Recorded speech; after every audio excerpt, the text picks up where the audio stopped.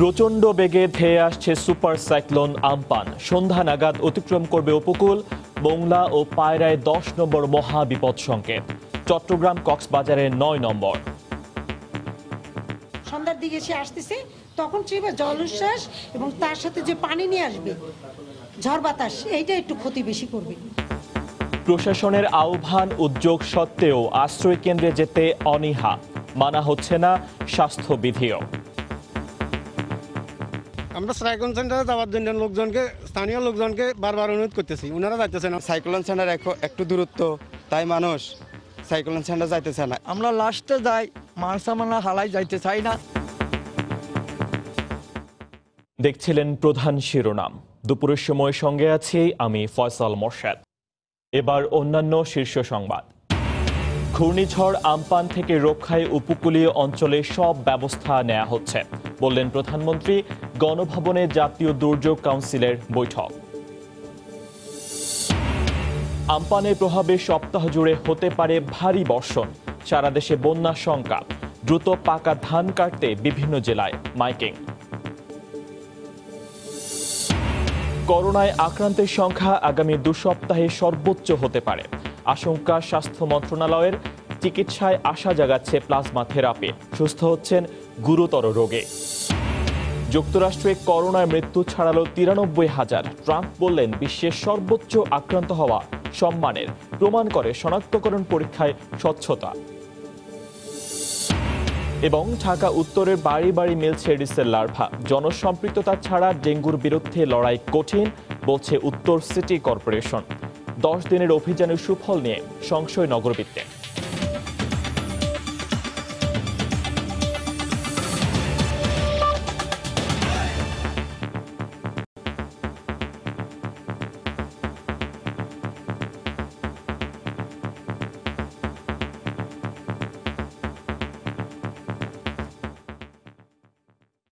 প্রচণ্ড বেগে ধেয়ে আসছে সুপার সাইক্লোন আম্পান।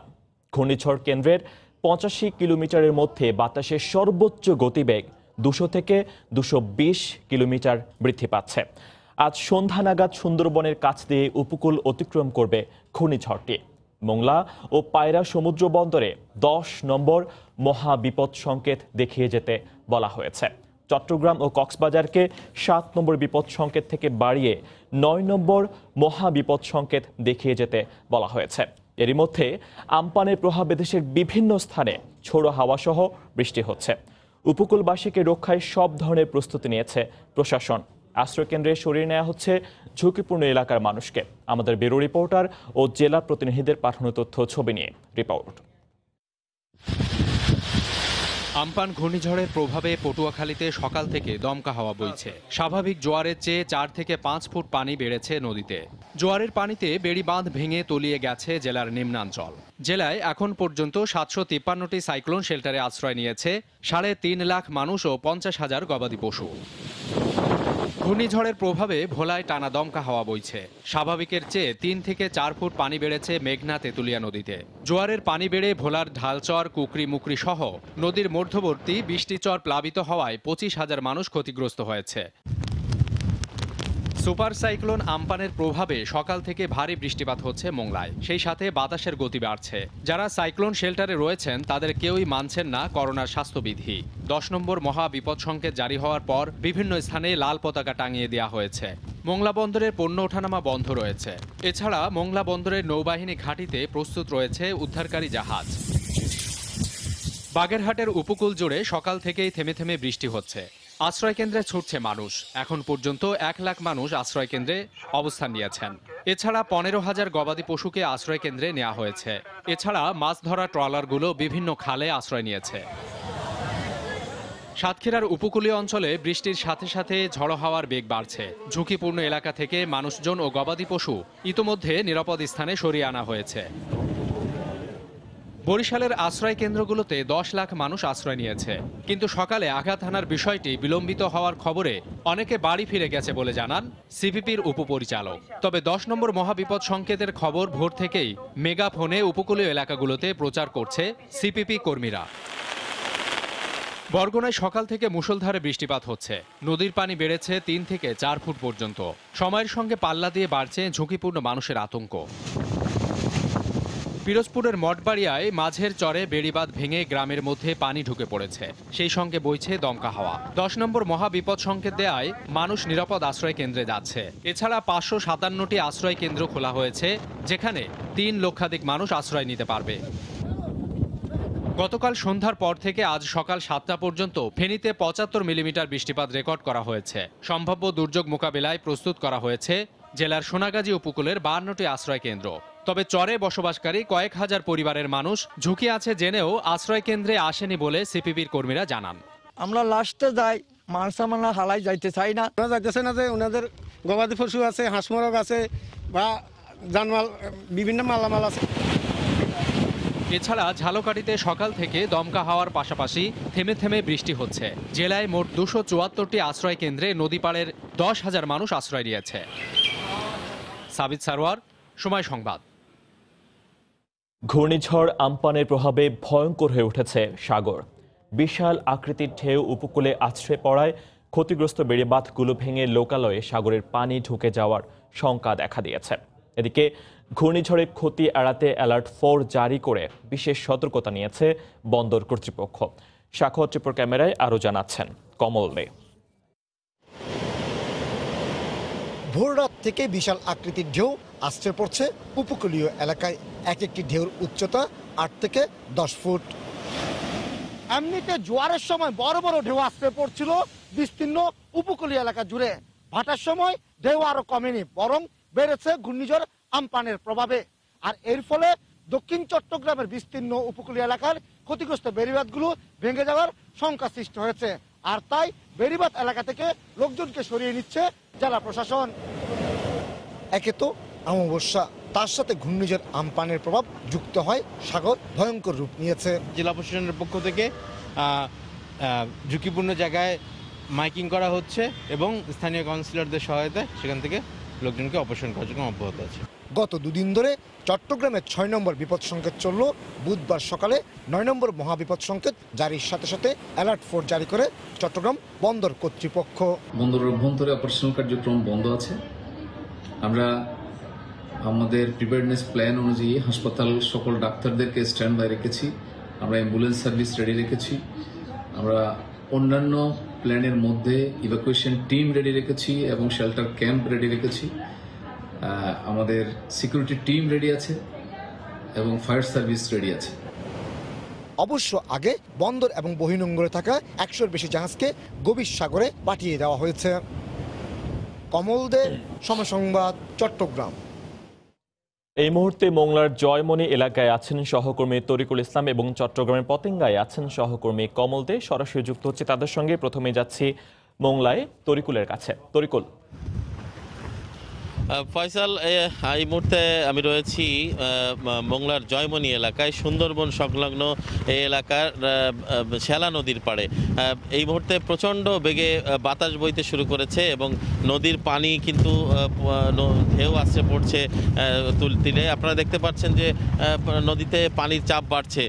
এই সময় কিন্তু আসলে ভাটার সময়, ভাটায় সাধারণত দেখা যায় যে 2 থেকে 3 হাত পানি নিচে নেমে যায়, কিন্তু নদীতে কিন্তু পানির চাপ কিন্তু অব্যাহত রয়েছে এবং পূর্ব দিক থেকে প্রচণ্ড বেগে বাতাস বইতে শুরু করেছে এবং নদীর অপর পাড়ে সুন্দরবন এলাকা, সুন্দরবনের সীমানা, এবং সেখানেও কিন্তু বাতাস আছড়ে পড়ছে। এবং আপনারা জানেন যে ঘূর্ণিঝড় আম্পান যে আসছে, মহাবিপদ সংকেত 10 নম্বর দেওয়া হয়েছে মোংলাতে। এই এলাকায় কিন্তু এই ঝড়টির গতিবিধি কিন্তু ঠিক এই পথেই রয়েছে, অর্থাৎ এই যে শ্যালা নদী এবং পশুর নদীর সম্মিলনের স্থান, পরবর্তীতে বঙ্গোপসাগর এবং এর সাথে সুন্দরবন, সব কিছু মিলিয়ে এই পথেই কিন্তু রয়েছে শক্তিশালী ঘূর্ণিঝড় আম্পান। এবং এখানকার মানুষ কিন্তু যারা রয়েছে, এটা মূলত একটি জেলেপল্লী। এই জেলেপল্লীতে প্রায় 5 থেকে 6 হাজার মানুষ বসবাস করে। তারা কিন্তু বেশিরভাগ মানুষই কিন্তু আশ্রয় কেন্দ্রে আশ্রয় নিয়েছে এবং এখানকার বেশিরভাগ ঘরবাড়ি কিন্তু কাঁচা ঘরবাড়ি এবং বাতাসে কিন্তু সেই ঘরবাড়িগুলো দুলছে। নদীর পাড় থেকে যে ঘরগুলো রয়েছে এখানকার মানুষ কিন্তু বলা চলে যে আতঙ্কগ্রস্ত অবস্থায় রয়েছে। তবে তারা বলছেন যে তারা এখানে বসবাস যারা করছেন তারা দ্রুত এখান থেকে তারা নিরাপদ আশ্রয়ে সরে যাবে এবং এছাড়া এখান জেলা প্রশাসনের পক্ষ থেকে যে ভলেন্টিয়াররা কাজ করছে তারা কিন্তু এখানে এসে তাদেরকে বোঝাচ্ছে যে দ্রুত নিরাপদ স্থানে সরে যাওয়ার জন্য। এবং ধারণা করা হচ্ছে আবহাওয়া অফিসের যে বার্তা এই অঞ্চল দিয়েই ঘূর্ণিঝড় আমপান এটি এখান থেকে যাবে সন্ধ্যা নাগাদ। তো এই ছিল আমার কাছে ফয়সাল মোংলার জয়মনি এলাকা থেকে ঘূর্ণিঝড় আমপানের পরিস্থিতির সর্বশেষ খবর। চলে যাচ্ছি চট্টগ্রামে কমলদের কাছে সেখানকার সর্বশেষ পরিস্থিতি জানতে। ধন্যবাদ তরিকুল। ঘূর্ণিঝড় আমপানের প্রভাবে কিন্তু সাগর ভয়ঙ্কর রূপ ধারণ করেছে। এখন কিন্তু পুরো চলছে ভাটার সময়। সেই ভাটার সময়ে যে ঢেউর উচ্চতা সেটি 2 থেকে 3 ফুট তার চেয়েও বেশি। যদি ঘূর্ণিঝড় বাংলাদেশ উপকূলীয় এলাকা জোয়ারের সময় বয়ে যায় তাহলে কিন্তু আসলে উপকূলীয় এলাকায় ব্যাপক জলোচ্ছ্বাসের একটা আশঙ্কা করা হচ্ছে এবং তার সত্যতাও দেখা যাচ্ছে। জানেন যে এখন কিন্তু অমাবস্যার জোর চলছে এবং তার সাথে যুক্ত হয়েছে ঘূর্ণিঝড় আমপানের প্রভাব এবং যে কারণে ভাটার সময় পর্যন্ত বড় বড় বিশাল আকৃতির ঢেউ উপকূলে আসতে পড়ছে। আমরা দেখেছি সকালে যখন জোয়ার ছিল জোয়ারের সময় ঢেউর উচ্চতা ছিল 10 ফুটের চেয়েও বেশি। এখন ভাটা, এখন চূড়ান্ত ভাটা চলছে। আবার পরে হয়তো জোয়ার আসবে। জোয়ারের সময় যদি ঘূর্ণিঝড়টি চলে যায় তাহলে কিন্তু যে ক্ষতিগ্রস্ত বেড়িবাঁধগুলি ছিল সেই বেড়িবাঁধগুলি ভেঙে যাওয়ার একটি আশঙ্কা রয়েছে। এক্ষেত্রে ফায়ার সার্ভিস কর্তৃপক্ষ পাশাপাশি জেলা প্রশাসন যেটি আমাদেরকে জানিয়েছেন তারা উপকূলীয় এলাকা থেকে লোকজনকে সরিয়ে নিচ্ছেন, মাইকিং করছেন এবং যাতে লোকজন নিরাপদ দূরত্বে চলে যায় সেটি তারা চেষ্টা চালাচ্ছেন। একই সাথে আপনি জানেন যে চট্টগ্রামে প্রায় 469টি আশ্রয় কেন্দ্রের পাশাপাশি 4000-এর বেশি স্কুলকে প্রস্তুত রাখা হয়েছে যাতে কোনো রকম জল উচ্ছ্বাস হলে যাতে সাধারণ লোকজনকে তারা আশ্রয় কেন্দ্রে নিয়ে যেতে পারে এবং বিভিন্ন জায়গায় মাইকিংও করা হয়েছে তা আশ্রয় কেন্দ্রে লোক চলে যাওয়ার জন্য। কারণ এখন বলা হচ্ছে যে ঘূর্ণিঝড় আমপানের যে প্রভাব সেটি মূলত জল উচ্ছ্বাসটা বেশি হওয়ার একটা আশঙ্কা কিন্তু আবহাওয়া অফিস বারবার বলছে। আমরা তার চিত্র দেখলাম এই সাগরে এসে, সাগর পারে এসে, কারণ সাগরে আমরা সকাল থেকে দেখছি এখন পর্যন্ত বৃষ্টি পড়েনি কিন্তু সাগরের যে ভয়ঙ্কর রূপটি এবং জোয়ারের সময় 8 থেকে 10 ফুট উচ্চতায় কিন্তু তারা ঢেউ আসতে পড়েছে উপকূলে। এখন ভাটা, এই ভাটার সময় কিন্তু বড় বড় ঢেউ আসতে পড়ছে। এর ফলে কিন্তু চট্টগ্রামের যে দুটি উপকূলীয় এলাকা, কয়েকটি উপকূলীয় এলাকা রয়েছে আনোয়ারা, বাঁশখালীর মতো, সেই উপকূলীয় এলাকার বেড়িবাঁধগুলো ক্ষতিগ্রস্ত হওয়ার কিন্তু আশঙ্কা রয়েছে বা সেখানে কিন্তু সাগরের পানি প্রবেশ করার একটা সংখ্যা থেকে যাচ্ছে। তবে একটা কথা বলা, যদি এদিকে কিন্তু আমি আরেকটা কথা বলি, চট্টগ্রাম বন্দর কর্তৃপক্ষ যেহেতু আজকে 9 নম্বর মহাবিপদ সংখ্যা দেখাতে বলা হয়েছে সেখানে কিন্তু চট্টগ্রাম বন্দর কর্তৃপক্ষ তারা অ্যালার্ট ফোর্স জারি করেছে। অ্যালার্ট ফোর্স জারি মানে বন্দরে সব ধরনের যে যন্ত্রপাতি রয়েছে সেগুলিকে তারা সুরক্ষিত রেখেছে। একই সাথে তারা ফায়ার সার্ভিস এবং মেডিকেল টিমকে তারা প্রস্তুত রেখেছে বলে আমাদেরকে জানিয়েছে।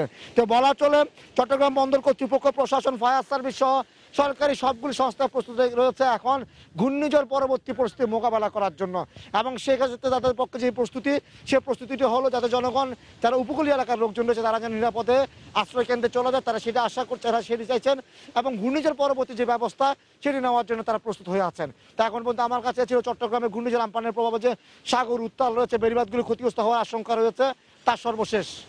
উপকূলীয় এলাকায় ঘূর্ণিঝড় আমপানের প্রভাব নিয়ে চট্টগ্রামের পতেঙ্গা থেকে যুক্ত হয়ে জানাচ্ছিলেন সহকর্মী কমলদে। তারও আগে তরিকুল ইসলাম যুক্ত হয়ে জানাচ্ছিলেন মোংলার জয়মনি এলাকা থেকে। এদিকে ঘন্টায় 160 কিলোমিটার বেগে ঘূর্ণিঝড় আমপান সন্ধ্যায় বাংলাদেশের সাথে সাথে ভারতের পশ্চিমবঙ্গের উপকূলের মাঝখান দিয়ে অতিক্রম করবে। এটি আবার 21-22 তারিখের দিকে বাংলাদেশে প্রবেশ করতে পারে বলে জানিয়েছে আবহাওয়া অধিদপ্তর। ঘূর্ণিঝড়ের ডান দিকে বাংলাদেশের অবস্থান থাকায় ক্ষয়ক্ষতি বেশি হবার আশঙ্কা করা হচ্ছে। সাইক্লোনটা এই সময় আসবে, সন্ধ্যার দিকে এসে আসতেছে, তখন চেয়ে জলোচ্ছ্বাস এবং তার সাথে যে পানি নিয়ে আসবে, ঝড় বাতাস, এইটা একটু ক্ষতি বেশি করবে। যে সুন্দরবনের পশু পাখি, জীবজন্তু তো অনেক মারা যাবে। উপকূল এবং অদূরবর্তী দ্বীপ এবং চরে তারা সাইক্লোন সেন্টারে থাকা উচিত। জনগণরা যদি ভাবে যে না আমাদের তো এখন রুদ্র দেখা যাচ্ছে, এটা হলো একটা band, cloud band, spiral band বলি আমরা। সাপের যেরকম প্যাচ থাকে না, একটা পার্ট বাই একটা পার্ট, এই যে আমাদের যে ক্লাউড দেখছেন ঢাকা পুরো বাংলাদেশে ক্লাউড, আটু পর আপনি দেখবেন বাতাস হচ্ছে থেমে থেমে, দমকা হওয়া, এটা সাইক্লোনের প্রভাবে। ঘূর্ণিঝড় আমপানের সবশেষ খবর জানাতে রাজধানীর আগারগাঁওয়ের আবহাওয়া অধিদপ্তরে আছেন সহকর্মী কেফায়েত শাকিল। সরাসরি যুক্ত হচ্ছে কেফায়েতের সঙ্গে। কেফায়েত। ফয়সাল, রাজধানী ঢাকা সহ সারা দেশের বিভিন্ন জায়গায় ঘূর্ণিঝড় আমপানের প্রভাবে বিভিন্ন সময় কোথাও বৃষ্টি দেখা যাচ্ছে, কোথাও আবার একটু পর রোদ উঠছে। মানে সব মিলিয়ে যদি বলি যে ঘূর্ণিঝড় আম্পান আসলে বহুরূপী রূপ নিয়ে আসলে সে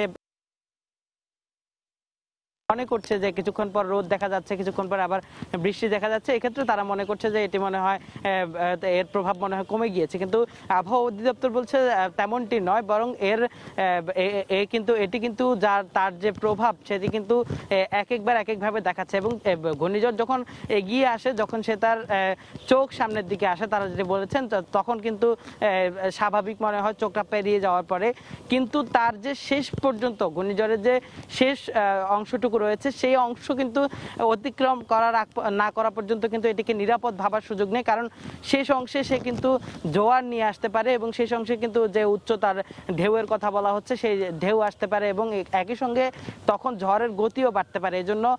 এজন্য কিন্তু তারা বলছেন যে শুধুমাত্র যে রোদ বা বৃষ্টির যে এক ধরনের খেলা চলছে সেটি দেখেই নিরাপদ বা ঘূর্ণিঝড় কেটে। আর তারা যেটি এখন পর্যন্ত আমাদেরকে সর্বশেষ জানিয়েছে যে এখন পর্যন্ত ঘূর্ণিঝড় কিন্তু আমাদের উপকূল থেকে মাত্র 250 কিলোমিটার দূরে অবস্থান করছে, যেটি খুব বিকেল নাগাদ বাংলাদেশের উপকূলে আঘাত আনতে পারে। তো এই ছিল আমার কাছে রাজধানীর আবহাওয়া অফিস থেকে সর্বশেষ। ফয়সাল। ঘূর্ণিঝড় আম্পানের সবশেষ পরিস্থিতি নিয়ে রাজধানীর আগারগাঁওয়ের আবহাওয়া অধিদপ্তরের সামনে থেকে সরাসরি যুক্ত হয়ে জানাচ্ছিলেন সহকর্মী কেফায়েত শাকিল। এদিকে আম্পানের ক্ষতি মোকাবেলায় উপকূলীয় অঞ্চলে সরকার সব ধরনের প্রস্তুতি নিচ্ছে বলে জানিয়েছেন প্রধানমন্ত্রী শেখ হাসিনা। বাংলাদেশে ধেয়ে আসা অতি প্রবল ঘূর্ণিঝড় আম্পান মোকাবিলার সার্বিক তদারকির অংশ হিসেবে জাতীয় দুর্যোগ ব্যবস্থাপনা কাউন্সিলের বৈঠকে কথা বলেন তিনি। গণভবনে বেলা 11টায় প্রধানমন্ত্রী শেখ হাসিনার সভাপতিত্বে অনুষ্ঠিত হয় এই উচ্চ পর্যায়ের সভা। এতে অংশ নেন ত্রাণ ও দুর্যোগ প্রতিমন্ত্রী, প্রধানমন্ত্রীর কার্যালয়ের ঊর্ধ্বতন কর্মকর্তারা সহ দুর্যোগ ব্যবস্থাপনা কাউন্সিলের সদস্যরা। সভায় প্রলয়ঙ্কারী এই ঝড় থেকে যান মাল রক্ষা সহ সার্বিক ব্যবস্থাপনা নিয়ে আলোচনা হয়। এর আগে প্রধানমন্ত্রীর কার্যালয় থেকে জানানো হয় আম্পানের প্রভাবে উপকূলীয় অঞ্চলে ক্ষতি সামাল দিতে সার্বক্ষণিক পর্যবেক্ষণ ও নির্দেশনা জারি রেখেছেন শেখ হাসিনা। ঝুঁকিপূর্ণ এলাকা থেকে অধিবাসীদের সাইক্লোন শেল্টারে আশ্রয় নেওয়ার আহ্বান জানান প্রধানমন্ত্রী।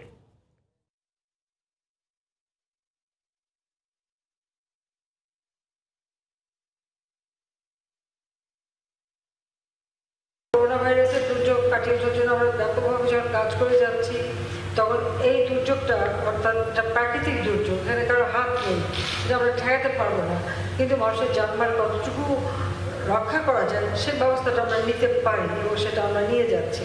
আমাদের যে জাতীয় দুর্যোগ ব্যবস্থাপনা কাউন্সিল এবং যে বিভিন্ন প্রত্যেক এলাকা ভিত্তিক যে কমিটিগুলি আছে এবং প্রত্যেক এলাকায় আমাদের যারা দায়িত্ব, তো প্রত্যেকে এ ব্যাপারে যথেষ্ট সচেতন এবং পূর্বাভাস পাওয়ার সাথে সাথেই আমার কী কী করণীয় সে সম্পর্কে সবাইকে যেমন সজাগ করে দেওয়া আর ব্যাপকভাবে সাইক্লোন শেল্টার তৈরি করা।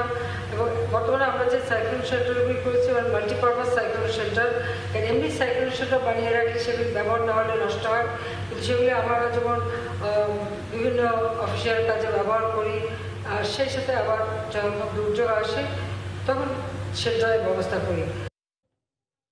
এখনো পর্যন্ত প্রায় 13,500 আশ্রয় কেন্দ্রে 18.5 লাখ উপকূলবাসীকে সরিয়ে নেওয়া হয়েছে বলে জানিয়েছেন ত্রাণ দুর্যোগ ব্যবস্থাপনার প্রতিমন্ত্রী ডাক্তার এনামুর রহমান। তিনি জানান বিকেল 3টার মধ্যে আরও 2 লাখ মানুষকে আশ্রয় কেন্দ্রে নিয়ে আসা হবে। এছাড়া ঘূর্ণিঝড় পরবর্তী সংকট মোকাবেলায় বিপুল পরিমাণ চাল ও নগদ অর্থ বরাদ্দের পাশাপাশি শিশু ও গোখাদ্য প্রস্তুত রাখা হয়েছে। এই পর্যন্ত আমাদের আশ্রয় কেন্দ্র সংখ্যা 13,241টি এবং সর্বশেষ খবর পাওয়া পর্যন্ত 18,61,000 মানুষকে আশ্রয় কেন্দ্রে সরিয়ে নেওয়া হয়েছে এবং 3,62,000 গবাদি পশুকেও আশ্রয় কেন্দ্রে নেওয়া হয়েছে। এবং আমরা আশা করতেছি বিকেল 3টার মধ্যে আনুমানিক 20 লক্ষ উপরের লোক আশ্রয় কেন্দ্রে সরিয়ে নিতে পারবে। ঘূর্ণিঝড় মোকাবেলায় 3,100 মেট্রিক টন চাল আর নগদ 50 লক্ষ টাকা, আর শিশু খাদ্য ক্রয়ের জন্য 31 লক্ষ টাকা, গোখাদ্য ক্রয়ের জন্য 28 লক্ষ টাকা, আর শুকনা আর অন্যান্য খাবার বরাদ্দের জন্য দেওয়া হয়েছে 42,000 প্যাকেট। এখন যে নর্মাল ত্রাণ কার্যক্রম চলছে তার বাইরে শুধুমাত্র ঘূর্ণিঝড়ের জন্য। করোনা যুদ্ধে একটি বড় হাতিয়ার হয়ে উঠতে পারে প্লাজমা থেরাপি। গুরুতর রোগীদের সুস্থ হয়ে ওঠা ত্বরান্বিত করার প্রমাণ মিলেছে এরই মধ্যে। কোভিড জয়ীরা এর মধ্যে প্লাজমা দানে এগিয়ে এসেছেন, তবে এখনও আনুষ্ঠানিক অনুমোদনের অপেক্ষায় এ চিকিৎসা পদ্ধতি। রাশেদ লিমনের রিপোর্ট। করোনা চিকিৎসায় শতভাগ কার্যকর ওষুধের দেখা মেলেনি এখনো, তবে কিছুটা হলেও আশার আলো দেখাচ্ছে প্লাজমা থেরাপি। বিশেষ করে মারাত্মক রোগীদের ক্ষেত্রে মিলছে বিস্ময়কর সাফল্য। সে পথে হাঁটছে বাংলাদেশও। এরই মধ্যে ঢাকা মেডিকেল কলেজ হাসপাতাল ও armed forces institute of pathology আনুষ্ঠানিকভাবে প্লাজমা সংগ্রহ শুরু করেছে। চিকিৎসক, সাংবাদিক, সেনা সদস্য সহ বেশ কয়েকজন কোভিড জয়ী প্লাজমা দান করেছেন। স্বাস্থ্য অধিদপ্তরের আনুষ্ঠানিক অনুমতি মিললেই প্লাজমা থেরাপি শুরু করবে ঢাকা মেডিকেল। যারা রিসার্চ গ্রুপের সঙ্গে যারা তারা এবং যে সমস্ত পেশেন্ট হ্যান্ডেল করছে তারা সবকিছু দিয়ে তখন তারা যখন অ্যাডভাইস করবে তখন পেশেন্টটাকে প্রয়োগ করা হবে। এখনো তো আমরা প্রয়োগ শুরু করি নাই। এদিকে কেন্দ্রীয় পুলিশ হাসপাতাল ও স্কয়ার হাসপাতালে প্লাজমা থেরাপিতে মিলেছে সফলতার আভাস। প্লাজমা ডোনেট করা একজন রোগীর ব্লাড দেওয়ার মতো একটি স্বাভাবিক প্রক্রিয়া, এতে কোনো সমস্যা হয় না। আমি যাকে ডোনেট করেছি ওনারা ভালো আছেন। তবে সীমাবদ্ধতাও রয়েছে। অনুমতি মিললেও কুর্মিটোলা কিংবা কুয়েত মৈত্রীর মতো কোভিড হাসপাতালে প্লাজমা থেরাপি দেয়া সম্ভব হবে না। আমাদের ফ্যাসিলিটিসটা অ্যাভেলেবল না আমাদের কাছে, আমরা যেতে পারছি না এটা এখনো।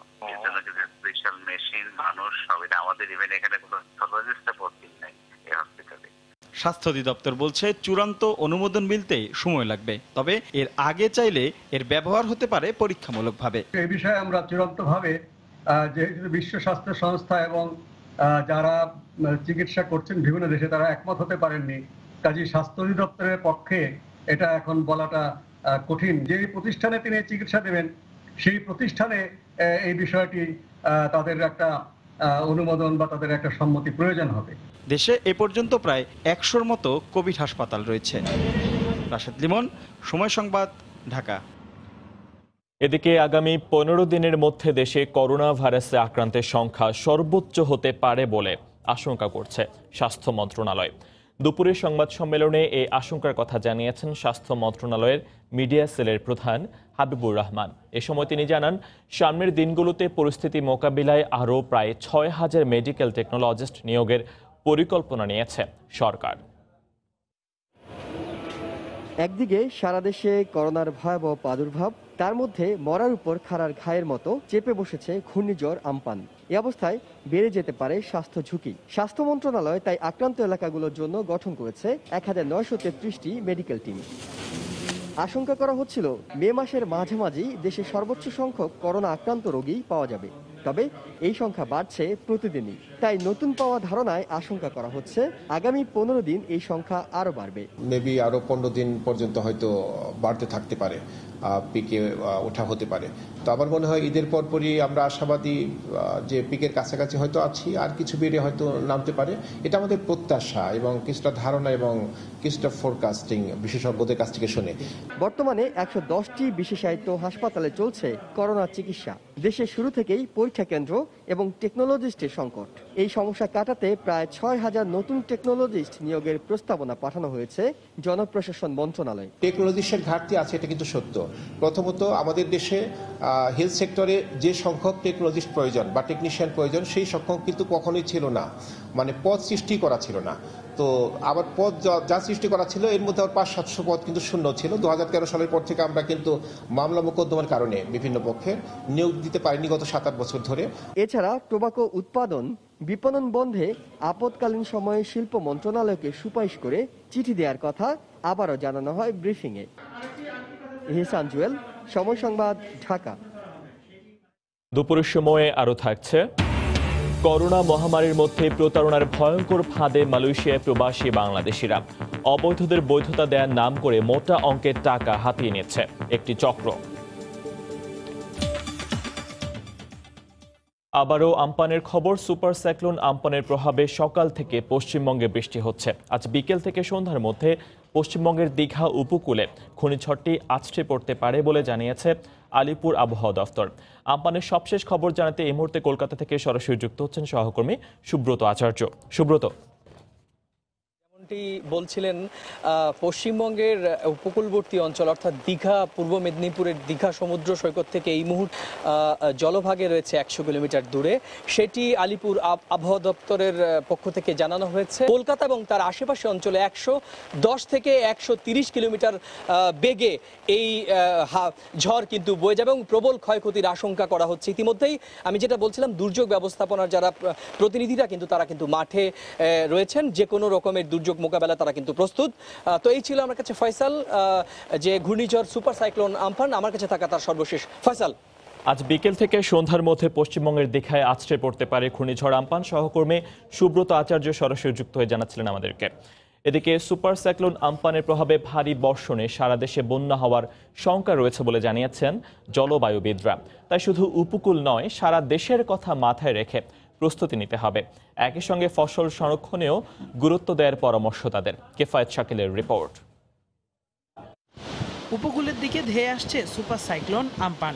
বলা হচ্ছে সাম্প্রতিক সময়ে বঙ্গোপসাগরে সৃষ্ট ঘূর্ণিঝড়গুলোর তুলনায় অনেক বেশি শক্তিশালী এটি। শক্তির বিবেচনায় যাকে তুলনা করা হচ্ছে 1991 সালের প্রলয়ঙ্কারী ঘূর্ণিঝড় ও 2007 সালের তাণ্ডব চালানো সিডরের সঙ্গেও।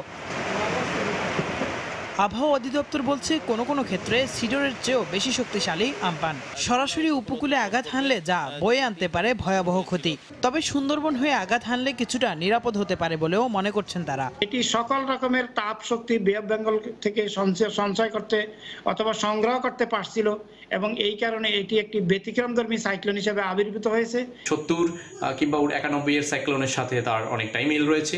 তার ক্যাটাগরিক্যাল পজিশন, তার যে আভ্যন্তরীণ যে কার্যক্ষমতা তা অনেকটাই ছাড়িয়ে যাবে। এই মুহূর্তে হয়তো সুন্দরবনের অনেকটা ঢাল হিসাবে কাজ করবে, কিন্তু এই সাইক্লোনটা যদি কোনো কারণে বাংলাদেশের দিকে আরো কিছুটা ঘুরে আসতো, যেটা আমরা সিডরের সময় দেখছি, তাহলে এই ধরনের সুপার সাইক্লোন অনেক বেশি ভয়াবহ ক্ষতির সম্ভাবনা নিয়ে আসতো। তো আমরা সেই হিসাবে এবার হয়তো ক্ষতির পরিমাণটা ওরকম হবে না। শুধু ঝড়ই নয়, আমফানের প্রভাবে সপ্তাহ জুড়ে থাকতে পারে ভারী বৃষ্টি। এতে পাহাড়ি ঢল ও নদ নদীর পানি বেড়ে নিম্নাঞ্চলে বন্যা হতে পারে বলেও সতর্ক করছেন জলবায়ু গবেষকরা। 5 থেকে 6 দিন কন্টিনিউয়াস এর বৃষ্টিপাত হবে আমাদের উপকূলীয় এবং নগরীয় অঞ্চলগুলোতে। যেহেতু জলোচ্ছ্বাস এবং পরবর্তী যে চন্দ্রগ্রহণের যে সাইকেল, সেটা এর সাথে প্রভাব বিস্তার করবে। তো যার কারণে এটার প্রভাব অনেকটাই বিস্তৃতিটা অনেকটাই ব্যাপকতা পাবে। ঝড় পরবর্তী পরিস্থিতি মোকাবিলায় শুধু উপকূল নয়, সারা দেশকে গুরুত্ব দিয়ে প্রস্তুতি নিতে বলছেন বিশেষজ্ঞরা। কিফায়েত শাকিল, সময় সংবাদ, ঢাকা। ঘূর্ণিঝড় আমফানের সবশেষ খবর জানাতে এই মুহূর্তে বরিশালের নদী বন্দরে আছেন সহকর্মী ফিরদৌস সোহাগ এবং ভোলায় আছেন নাসিরউদ্দিন লিটন। সরাসরি যাচ্ছে তাদের কাছে। প্রথমে যাচ্ছি সোহাগের কাছে। সোহাগ,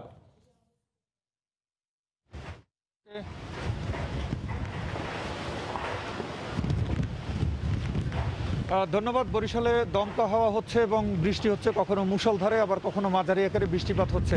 সবগুলো নদ নদীর পানি বেড়েছে। আমি রয়েছি বরিশালের কীর্তনখোলা নদীর তীরে, নদীবন্দর এলাকায়। এখানে আমরা যেটা দেখেছি, স্বাভাবিকের চেয়ে প্রচুর পানি বেড়েছে, তবে কতটা সুনির্দিষ্টভাবে সে তথ্য জানাতে পারেনি পানি উন্নয়ন বোর্ড। কিছুক্ষণ আগে আমরা কথা বলেছিলাম বরিশালের একজন নির্বাহী ম্যাজিস্ট্রেটের সাথে। তিনি আমাদেরকে জানিয়েছেন যে বরিশালের কীর্তনখোলা নদীতে প্রচুর পানি হওয়ার কারণে কিন্তু মানে ঝুঁকিপূর্ণ অবস্থা ছিল এবং এখানে নদী পারাপার হচ্ছিল। এখানে নদী পারাপারের যে ঝুঁকি থাকার কারণে নির্বাহী ম্যাজিস্ট্রেট নাজমুল তিনি জানিয়েছেন যে নৌ চলাচল বন্ধ করা দেওয়া হয়েছে। 10 মিনিট আগেও আমরা এখানে দেখতে পেয়েছি যে এখন যে জায়গাটিতে পানি রয়েছে তার চেয়ে কমপক্ষে 1 হাত পানি কম ছিল, কিন্তু এই 10 মিনিটের মধ্যেই এখানে বাতাসের সাথে পানি চলে এসছে। আমরা কথা বলেছিলাম বরিশালের জেলা প্রশাসকের সাথে। তিনি আমাদের যে তথ্যটি জানিয়েছেন যে আশ্রয় কেন্দ্রে এ পর্যন্ত 2,20,000 মানুষ আশ্রয় নিয়েছে। আর বরিশাল বিভাগে 6 জেলায় 11 লাখ মানুষ আশ্রয় নিয়েছে। নিম্নাঞ্চল প্লাবিত হয়েছে এবং বিভিন্ন জায়গায় বাঁধ ভেঙে গেছে। একটু জানিয়ে রাখি যে বরিশালের যে তথ্যটি আমি জানালাম, বরিশালের বিভাগের এবং জেলা প্রশাসন এবং বিভাগীয় প্রশাসন তারা কিন্তু বরিশালের এই যে পরিস্থিতি চলছে এই বিষয়টির দিকে নজর রাখছে এবং সাধারণ মানুষকে আশ্রয় কেন্দ্রে নেওয়ার জন্য তৎপর রয়েছে। কিছুক্ষণ আগে আমি বরিশালের বিভাগীয় কমিশনের সাথে কথা বললে তিনি আমাকে জানিয়েছেন যে বরিশালের যে প্রত্যেকটি যে আশ্রয় কেন্দ্র রয়েছে সেই আশ্রয় কেন্দ্রগুলোতে কিন্তু মানুষকে নিয়ে আসার জন্য তারা চেষ্টা চালাচ্ছেন। তো এই ছিল মোটামুটি বরিশাল থেকে সর্বশেষ। আমরা যাচ্ছি ভোলায়, সেখান থেকে জানাবেন সহকর্মী নাসির লিটন।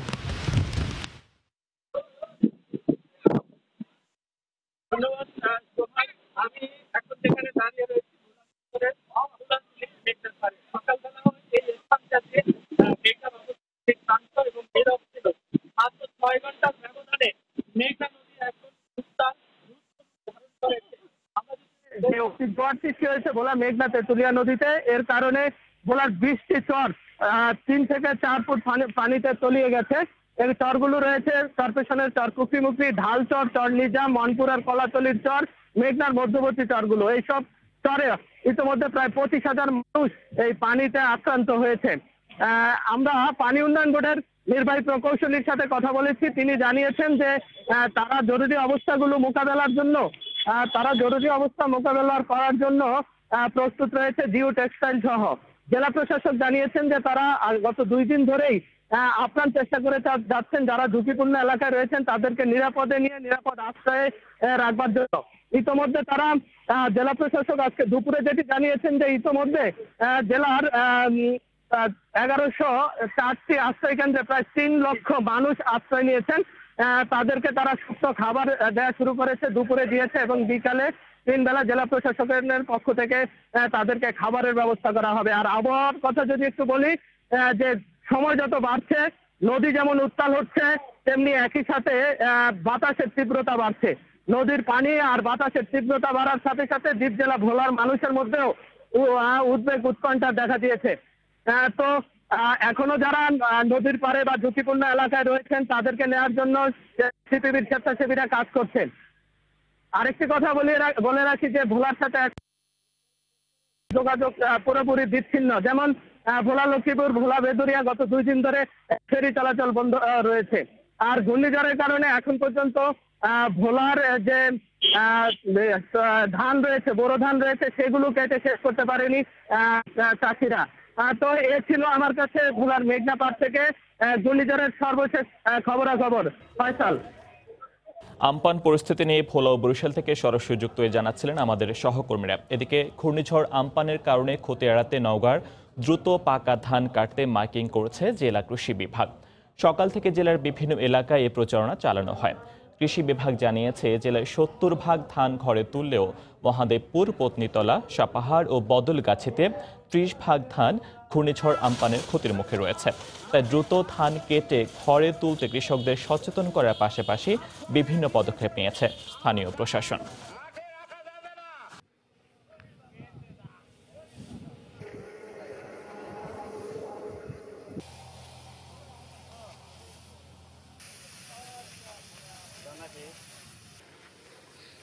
স্থানীয় পর্যায়ে মাইকিং সহ আমাদের ইউনিয়ন ভূমি সহকারী যারা রয়েছেন ওনাদের মাধ্যমে ফার্মার পর্যায়ে যেন আগামী 2 দিনের মধ্যে ধানটা কর্তন করে ফেলতে পারে, আমরা সেরকমভাবে আমরা এখান থেকে। ঢাকা উত্তর সিটি কর্পোরেশনের এডিস নিধন অভিযানের শেষ দিনেও রাজধানীর বাড়ি বাড়িতে মিলছে এডিসের লার্ভা। জনসম্পৃক্ততা ছাড়া ডেঙ্গুর বিরুদ্ধে লড়াই করা সহজ হবে না বলছে সিটি কর্পোরেশন। অন্যদিকে সাধারণ মানুষ এখনো দুষছেন নগর কর্তৃপক্ষকে। তবে মৌসুমের শুরুতে 10 দিনের এই অভিযানে ডেঙ্গু মোকাবিলায় কতটা কাজে আসবে তা নিয়ে সংশয় নগর পরিকল্পনাবিদদের। 3 থেকে 5 দিনের জমা পানিতেই এডিস বিস্তার সহায়ক। এই বিষয়টি এতদিনে নগরবাসীর জেনে ফেলারই কথা। তার উপর গত বছরের ভয়াবহ অভিজ্ঞতা, তবু যেন টনক নড়েনি অনেকেরই। ডিএনসিসির বিশেষ চিরুনি অভিযানের শেষ দিনে এসে মিরপুরের 7 নম্বর সেক্টরের চোখের সামনেই এমন এডিসের লার্ভা যেন চোখে আঙ্গুল দিয়ে দেখিয়ে দিচ্ছে নগরবাসীর অসচেতনতা। বুধবারের অভিযানে আদায় করা হয়েছে জরিমানা, করা হয়েছে সতর্ক। এটা একদিকে যেরকম দুঃখজনক, অন্যদিকে আপনাদের ব্যাপারটা বুঝতে হবে আমাদের ক্লিন করার একটা নির্দিষ্ট টাইম থাকে। এটা ভুল, অসাবধানতা না। ঢাকা শহরে যদি 2 কোটি মানুষ হয় আর আমরা যদি 2000 লোক হয়ে কাজ করার জন্য, এই 2 কোটি মানুষ যদি সচেতন না হয়, 2000 মানুষ কিন্তু এই 2 কোটি মানুষের বাসা বাড়িতে মানুষের কাছে যে এই কাজটাকে সম্পূর্ণভাবে করা সম্ভব না। তবে এলাকাবাসী বলছে ভিন্ন কথা। তাদের অভিযোগ কালে ভদ্রই দেখা মেলে সিটি কর্পোরেশনের এমন কার্যক্রম, তাই বাড়ছে এডিসের উপদ্রব। ওই দোয়াটা দেয় মাঝে মাঝে দেখি, নির্দিষ্ট কোনো ডেট নাই। নগর পরিকল্পনাবিদরা বলছেন, ডেঙ্গুর মতো দীর্ঘমেয়াদী প্রকোপ রুখতে স্বল্প সময়ের অভিযান নাগরিকদের সাথে শুধুই প্রহসন। ডেঙ্গুর মতো মহামারী প্রতিরোধের এই সমস্ত কার্যক্রম বাদ দিয়ে বরং জনসম্পৃক্ত আচরণের মধ্যে দিয়ে দীর্ঘমেয়াদী পরিকল্পনায় কোভিড-19-এর বিপরীতে প্রেক্ষাপটে দাঁড়িয়ে ক্রমাগত প্রতিরোধ গড়ে তুলতে হবে। মনে রাখা দরকার, আমাদের স্বাস্থ্য ব্যবস্থা এতটাই সংকীর্ণ যে আমরা যদি এটি এই মুহূর্তে করতে না পারি, ভয়াবহ জনস্বাস্থ্যের ক্ষতি হবে এই নগরী জুড়ে। উত্তর সিটি কর্পোরেশন এই ধরনের মোবাইল কোর্ট পরিচালনা করলেও ব্যাপকভাবে মাঠে দেখা যায়নি দক্ষিণ সিটি কর্পোরেশনের তৎপরতা। সাদাত রহমতুল্লাহ, সময় সংবাদ, ঢাকা। জানাবো দেশের বাইরের করোনা পরিস্থিতির খবর। প্রাণঘাতী করোনা ভাইরাসে যুক্তরাষ্ট্রে মঙ্গলবার মারা গেছেন আরও 1552 জন। এ নিয়ে দেশটিতে মৃতের সংখ্যা 93,000 ছাড়ালো। আক্রান্ত হয়েছেন 15,70,000-এর বেশি মানুষ। দেশজুড়ে এমন ভয়াবহ অবস্থার মধ্যে মার্কিন প্রেসিডেন্ট ডোনাল্ড ট্রাম্প মন্তব্য করেছেন, বিশ্বের সর্বোচ্চ আক্রান্ত হওয়া তার দেশের জন্য সম্মানের। করোনা পরীক্ষায় স্বচ্ছতা থাকায় সর্বোচ্চ রোগী শনাক্ত করা সম্ভব হয়েছে বলে দাবি করেন তিনি। দর্শক, প্রতিবেদনটি আমরা পরে দেখব। এই মুহূর্তে করোনা পরিস্থিতি নিয়ে স্বাস্থ্য অধিদপ্তরের নিয়মিত অনলাইন বুলেটিন প্রচারিত হচ্ছে অনলাইনে। আমরা সরাসরি যাচ্ছি সেখানে। শুরু করব তথ্য। আমরা গত 24 ঘন্টায় যা কোভিড বিষয়ক তথ্য আমাদের হাতে আছে এবং সারা বিশ্বের এ পর্যন্ত এবং 24 ঘন্টার তথ্যতে যাওয়ার আগে আমি একটি গুরুত্বপূর্ণ বিষয় আপনাদেরকে অবহিত করতে চাই। সেটা হলো যে বিভিন্ন ল্যাবরেটরিতে কোভিড-19 RT-PCR পরীক্ষার ফলাফল স্বাস্থ্য অধিদপ্তরের MIS শাখা থেকে নমুনা সংগ্রহের সময় দেয়া ব্যক্তির মোবাইল ফোন নাম্বারে SMS আকারে নিয়মিতভাবে পাঠানো হচ্ছে।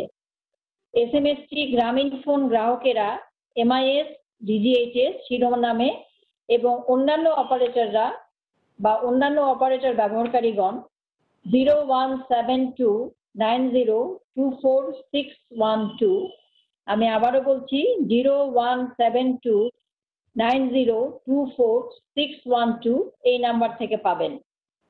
এই SMS-টি স্বাস্থ্য অধিদপ্তর থেকে প্রেরিত অফিসিয়াল SMS হিসেবে গণ্য হবে এবং স্বাস্থ্যসেবা প্রতিষ্ঠান সহ অন্যান্য স্থানে অফিসিয়াল রিপোর্ট হিসেবে ব্যবহার করা যাবে।